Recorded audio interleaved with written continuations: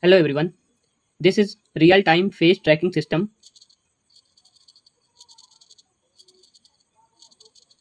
using OpenCV. Here you can see when I move my face left or right, the servo follow me in real time. Here I used computer vision and AI face detection system to move servo.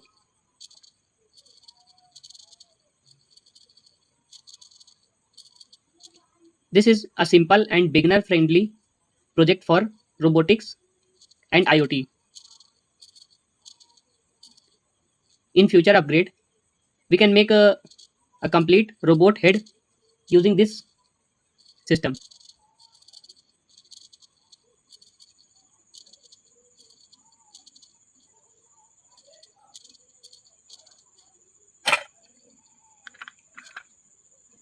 Here simply I use a servo motor and Arduino Uno, nothing else. And the OpenCV computer vision track my face in real time and send this signal to Arduino, and Arduino give command to my servo. Using this, I can simply perform this task.